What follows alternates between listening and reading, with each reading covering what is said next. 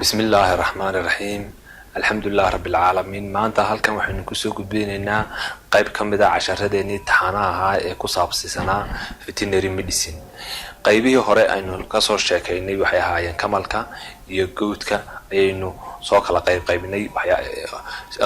qaababka loo ablaabeeleeyo iyo in terminology oo saaloo qaybiya maanta bal waxaynu eegaynaa veterinary medicine ka qaybtii aynu ku jirno maanta waxaynu eegaynaa sheep taxonomy ama sheep classification qaybaha loo qaybiyo idaha ayaynu eegaynaa classification of the sheep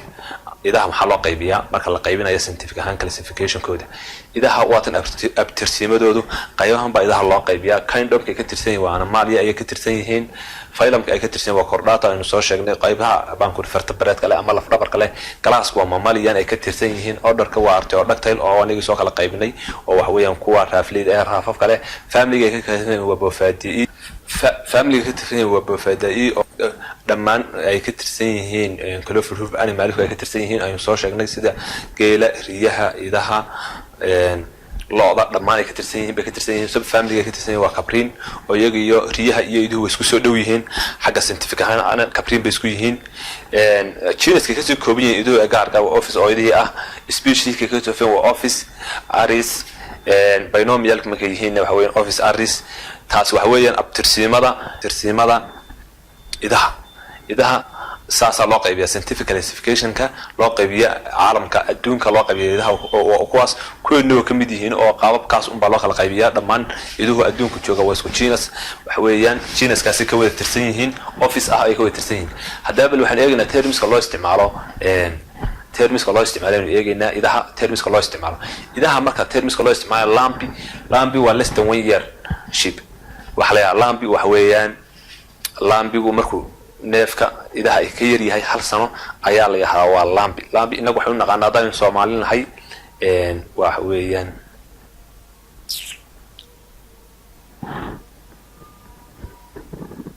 lambi inagu hadaan Soomaalinahay waxaan u naqaanaa hadaan Soomaalina nagu nahay lambi waxaan u naqaanaa naylaha lambi waxa kale la yiraahdaa hilibka dhaylada ah ee marka neefka yare naylaha marka la qado hilibkiisa dhaylada aan lambi baa la rahaa marka lambi waa neefka yare dhaylada ah waxa weeyaan 6 bilood 5 bilood 4 bilood meelaha soo jira adu sanad uu ka yahay naylku ama nayluhu intaas waxa weeyaan naylaha weyn ognahay naylaha guuga markay dhashaan ama dayrtii markay nayluhu dhashaan intaas waxa weeyaan ay wali sanad ka yihiin waa naylun baa la yiraahdaa magacaas marka waa lambi dam waxa weeyaan mature female sheep waa laxda weyn ee walina waxa weeyaan iyadu dhashay aan ahayn sabeenta aan ahayn ayaa la yiraahdaa dam la yiraahdaa ram waa wanka isaguna weyn sumalka ah oo kala ayaa ram la yiraahdaa waa wankaas ayaa wanka la yiraahdaa ram waa weeyaan mature male sheep waxa weeyaan markuu mature yahay 2 sano 3 jeer baa jiro ayaa la yiraahdaa ram waxa weeyaan wanka ayaa ram la yiraahdaa ram iwi waxa weeyaan female sheep of breeding age iwi waa sabeen iwi markay laxdo joogto xilligii ay rimi lahayd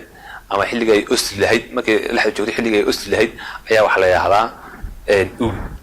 weatherku waa castrated sheep male wanka la dhufaamo marka wanka wad aragtay inta badan sumalka la doonayo in la iibiyo ama mid un baa loo reebaa idaha oo la doonayo inuu saarto inta kale waa laga dhufaamaa marka waxa la weeyaan castrated ka neefkaas wanka ah ee la dhufaamay waxa la yiraahdaa wither button waa sheep meat hilibka idaha waa aniga niri markuu dhaylada yahay waxa la lambin laakiin se markuu hilibku idaha uu yahay neef weyn yahay waxa la mutton woolka waxa weeyaan dhogorta iyaduna waxa weeyaan dhogorta idaha bal dhaguul la yiraahdaa marmarka qaarkood ku arka sameeyana filiis waa adigu dhogortu isku soo dhow yihiin wax yar un baa u dhaxay different badan uma dhaxayo lambin waxa weeyaan gifin birti markay laxdu dhalaysana waxa la yiraahdaa lambi bal markay laxdu dhalayso gestation waxa weeyaan period ka pregnant ay noqon karaan iduhu dhammaan animalka waxa la yiraahdaa markay oosasho ilaa intay ka dhalayso waa gestation period waxa weeyaan pregnancy period or gestation period inta ay sidii karto ilmaha gestation period baa dhahaa intaas waa gestation period flock or group of sheep maxaa looga jeedaa waa xayn ida ah oo wax weeyaan xoogaa in idaha waa laga karaa waa flock intaasi waa xayn ama waa goosin idaha ay sheebiska qaabkaas loo kala qaybiyaa adduunka classification ahaan iyo terminology ahaan marka wax kasta terminology bay leedahay iduhu markay dhalayaan waxay weeyaan waa lambing markay dhalayaan riyuhu markay dhalayaan waa inaga soo aragnay iyagana waa kidding markay dhalayaan marka terminology adigoo doonaya inaad sheegto hadda riyo ku qaado waa lagu qosaya saa tusaale ahaan kale human marka la eegayo gabadha hadda tiraahdo waxa weeyaan waa dhalaysaa waa lagu qosaya waxa weeyaan way umulaysaa markay dumarku markay dhalayaan waxa weeyaan way umulayaan marka wax kasta waxa leeyahay terminology gaar ah oo loo isticmaalo internationally iyo locally terminology-daas waxa weeyaan dadka danaynaya ama dadka xiiseeya xoolaha waa inay kala bartaan waxa weeyaan sida ardayda dhiganaysa kuliyadda xanaanada xoolaha oo kale terminology la isticmaalayo kala bartaan channelkeeni Somali Veterinary Medicine waa subscribe garanaysan sidii hore aan ku sheegay nala socda wixii casharaan soo gelinayno inta badan idaha Soomaalidu inta badan characteristics bay leeyihiin idaha Soomaalidu inta qoorta iyo madaxa way madow yihiin inta dibana way cad yihiin inta badan idaha Soomaalidu waxay ka soo originoobeen Persianka wadamadaas Iran iyo Persian bal isku dhahaa waxaas ka soo awooyadoodii hore wax weeyaan firkooda idaha Soomaalida